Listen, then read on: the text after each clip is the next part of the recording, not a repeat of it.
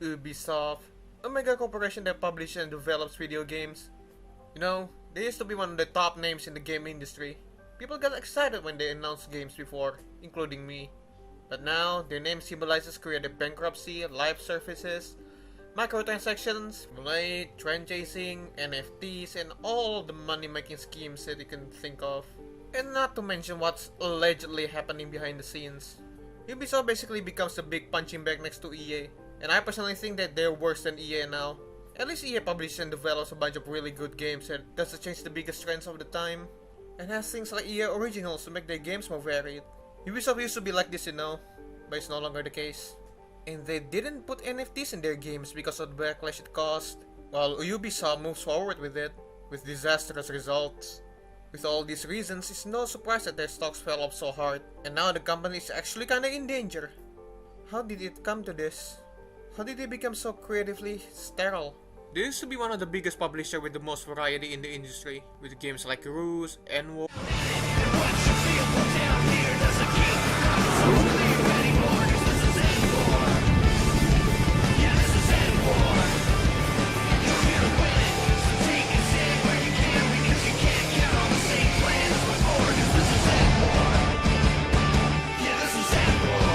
No More Heroes, Cold Fear, Naruto the Broken Bond, and the Call of Juarez series. There's a lot of variety in everything. While now, all we get is the same old slop that they've been feeding us for years. The Ubi Towers, the Ubi Lectables, the Ubi World, the Ubi Connects is all same different flavor. Assassin's Creed, Far Cry, Watch Dogs. Hey, remember when Legion was released? Cause I don't. Tom Clancy games, all of them, except for Hawks. I guess because nobody cares about Hawks. And then War.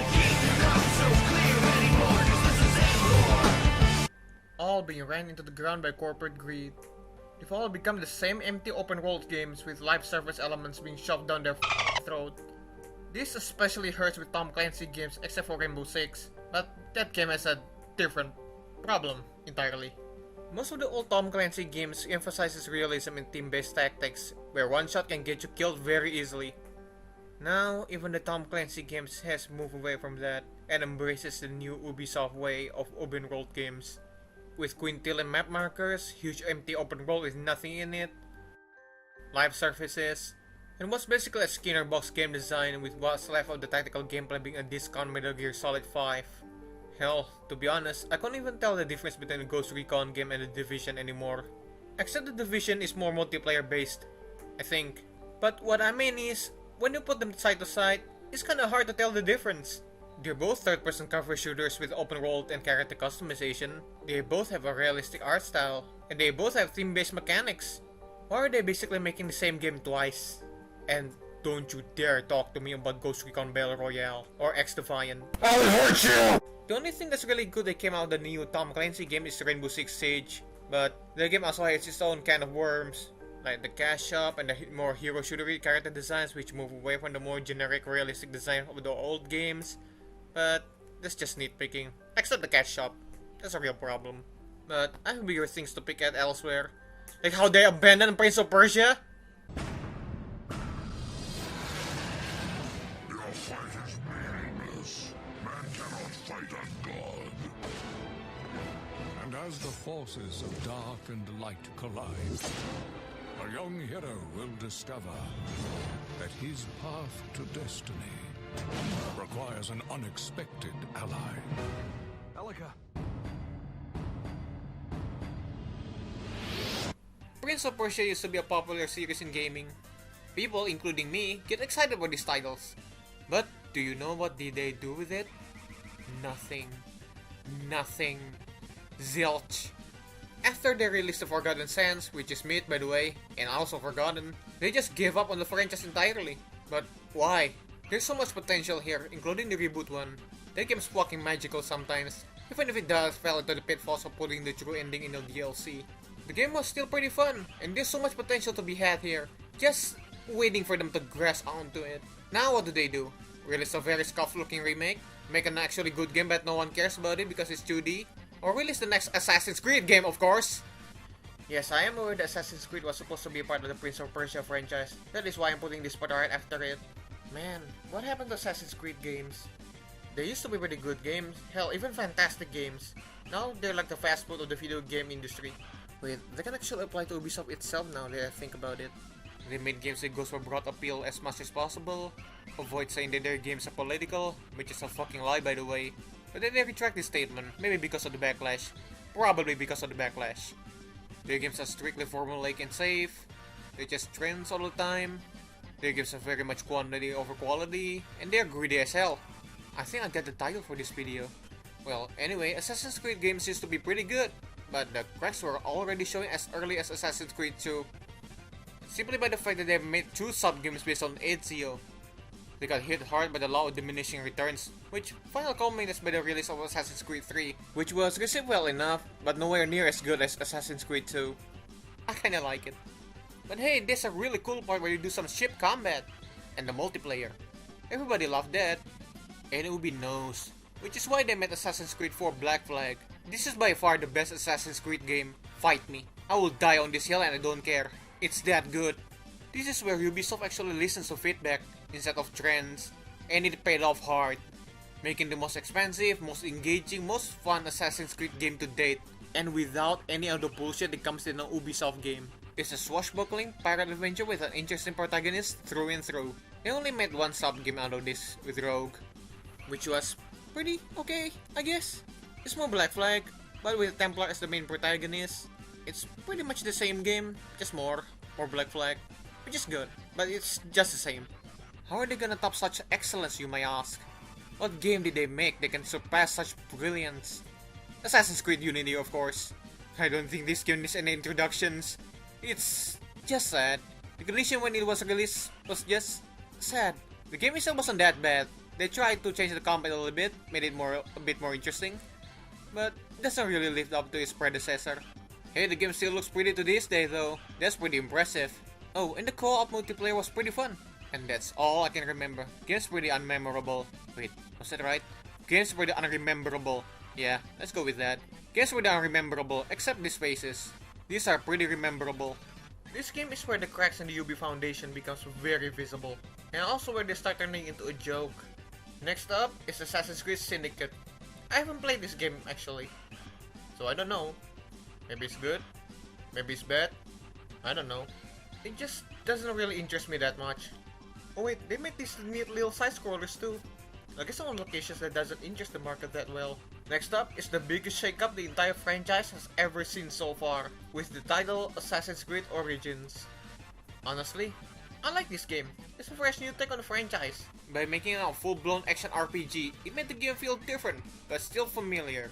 They fixed the combat by making it Z-targeting based, instead of just basically quick time events with extra steps that's prevalent in the old games. They give it a loot system which allows you to customize Bayek with all kinds of cool shit, and they made the world interesting to look and navigate with a lot of variety in the environment.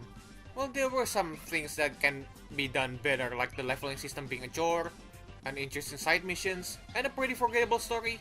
It pales in comparison to what I think the death of my interest in Ubisoft games, and signals the beginning of their end, especially with how the new Star Wars game is being received right now.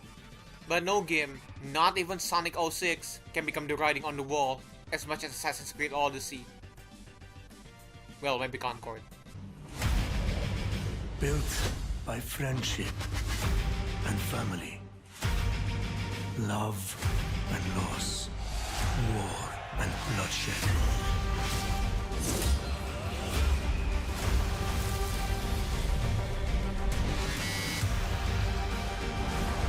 You were sent by the gods to protect this world.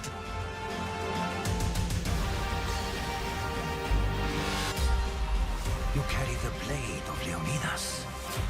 Act like it. Assassin's Creed Odyssey is by far one of the most boring games I've ever played. So boring that I actually fell asleep playing it, and now I'm only playing it as a sleeping aid. Everything is just so boring. They take everything that's good in Origins and did nothing with it. It's just so safe. They also plaster on a bunch of features from other games, like the Nemesis system from Shadow Mordor, but much worse. The climb everything mechanic from Breath of the Wild, but bad, because you have unlimited stamina making you unable to fall off, thus eliminating any thought process you might have while climbing, and making the game even more mind-numbing to play. Combat turns into a power level contest. Like, it's like DBZ, but bad. Environmental variety, barring a few locations, took a nosedive from Origins. But it does make sense considering the locales. However, it does make the traversal boring when you see the same scenery all the time, even if it is admittedly beautiful to look at sometimes. The story and the characters are utterly unrememberable, even if they try to make it interesting by having a branching story mechanic, even though it makes zero sense considering this is an Assassin's Creed game. A lot of gameplay mechanics are half-baked, like the discount nemesis system and the faction wars. It almost reminds me of Stalker Clear Skies version, and that is not a good sign, let me tell you that. All of this made Assassin's Creed Odyssey one of the worst games I ever played, not because it's dog shit, I played worse games than this, but because it's boring. It's the most vanilla open world RPG ever. It doesn't try anything new, it doesn't innovate, it plays completely straight, everything completely straight, and completely safe. It's a giant waste of time. And I platinumed this game, by the way, just to prove a point. To think that this game got nominated for the Game of the Year at the Game Awards, what were those people smoking? Moving on, the next game is Assassin's Creed Valhalla, which suspiciously coincides with the jump of popularity that Norse history and mythology was experiencing by the time of its announcement. I didn't play this game, nor did I want to. After hearing reviews on how it's more of the same shit from Odyssey, I became completely disinterested in ever touching this game. After Valhalla, they announced more than 4 Assassin's Creed games, and I just go, nah, they blew it. Instead of creating new IPs or reviving old ones, they just keep using the same tried and true ones, which I think is the most obviously greed-driven marketing ploy I've ever seen. Not counting gachas, they're different. Ubisoft games still has them though, and they'll probably still keep the same live service action RPG model from Valhalla and Odyssey, simply because it's the most monetizable model that they've ever came up with. Proven wrong for Mirage, but maybe true for Shadows. Assassin's Creed and Tom Clancy games weren't the only series that got turned into the open world live service hell. The Far Cry series shares the same fate, as it is one of the 3 pillars of Ubisoft franchises, which are the only franchises that they actually gave a shit about. With Far Cry, it starts in Far Cry 3. Granted, the game was pretty great with an amazing DLC campaign, but then they kept making the same game over and over and over again, with even more monetization opportunities. You think you can escape monetization in the post-apocalypse? No! And I played all of them, up to 5, until I gave up on Far Cry 2. When I saw that 6 is basically the same game as the last ones, having the exact same basic Far Cry formula without anything too game-changing to shake up the same boring old formula that's been going on for years. They say if it ain't broke, don't fix it. But what they don't say, if you keep doing the same shit for too long, it'll become stale. And that's modern Ubisoft's biggest problem in my eyes, and why I'm done with them. Ubisoft lost the Ubin World formula so much that they've managed to put the towers in a fucking car game. They did eventually try to move away from the towers because they got memed on too much, but too little too late. And there's also the less noteworthy IPs, like Watch Dogs, which turns out games that are just okay. They're okay, not really amazing, but they're okay I guess. 2 edges on into being good more than 1, but then Legion released and then everyone completely forgot about it ever being released, including me. Even if it did change up the formula a bit. But that could be just an excuse so don't have to write a main character with an actual personality and motivations. So they weren't really chasing trends that time. Speaking about chasing trends, Ubisoft is no stranger to chasing trends, but they're almost always a little too late to join the wagon. During the Battle Royale craze that were pioneered by PUBG Battlegrounds and later dominated by Fortnite, Apex Legends, Radical Heights, and Call of Duty Warzone, Ubisoft first tried to enter the market with an all-new IP named Hyperscape. A memorable name that will last the ages against that now. To be honest, it was actually pretty unique, but it doesn't really stand out enough to actually survive against the titans of the genre, just like a certain other game. Hyperscape died a sad, lonely death and no one cared. They haven't stopped trying to chase the Battle Royale gold mine yet though. There's a Ghost Recon Battle Royale game that's coming. You know what? They should stream a match from this game directly into his coffin, so we can watch his skeleton turn in his grave. Battle Royale isn't the only trend they're chasing though. There's another trend that caused quite a craze, with lots of casualties too. And the trend is hero shooters. After the titanic success of Overwatch, a lot of people wanted a piece of this hero shooter pie, including Ubisoft. But this time, they're actually being smart about it, by turning their premier tactical shooter series Rainbow Six into one. keeping the tactical shooter elements while mixing it with hero shooter elements, making it pretty unique in the landscape of the standard Ubisoft and hero shooters. And they had success with this game, because they completely destroyed what makes Rainbow Six Rainbow Six, and ran it completely to the ground.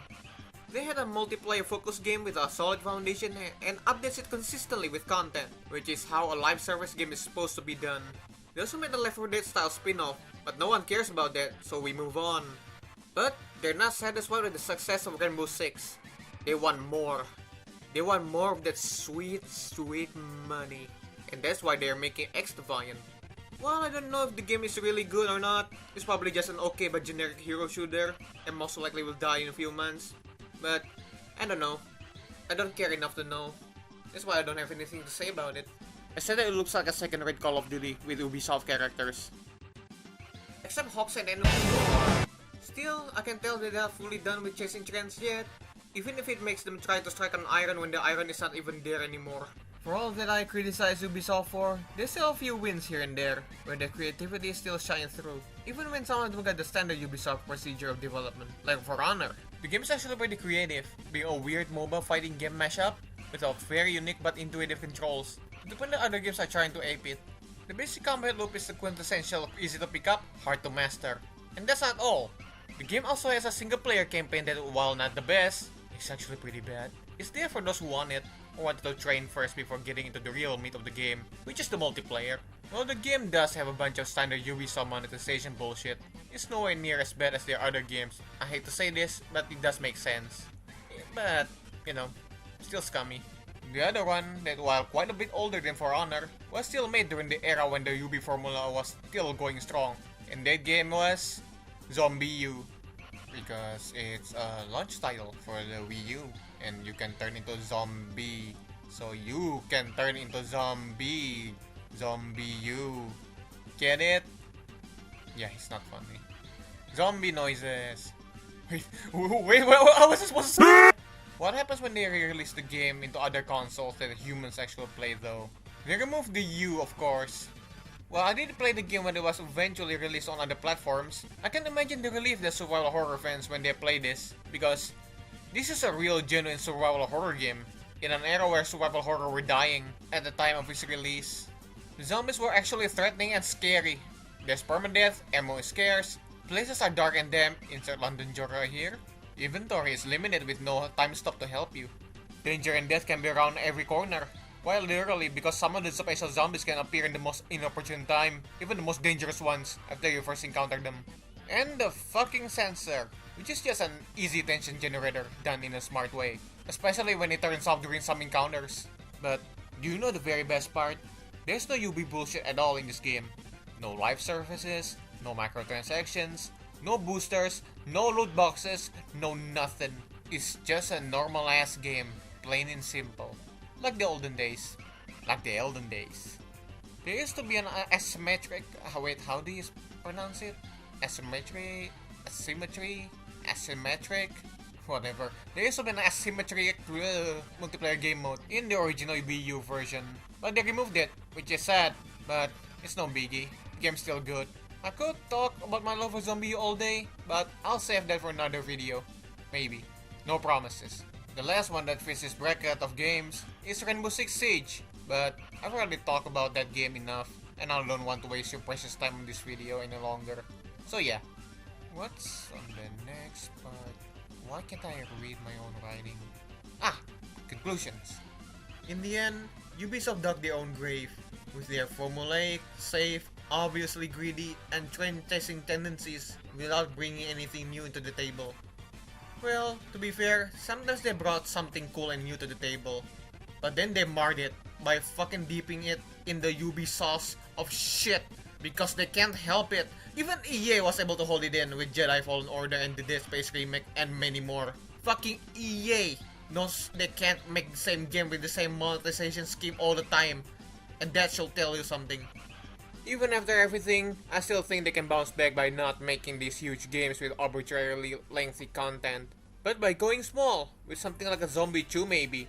Especially because of the rising popularity of survival horror games now. I know you love chasing trends, Ubisoft, so why not chase a good one for once?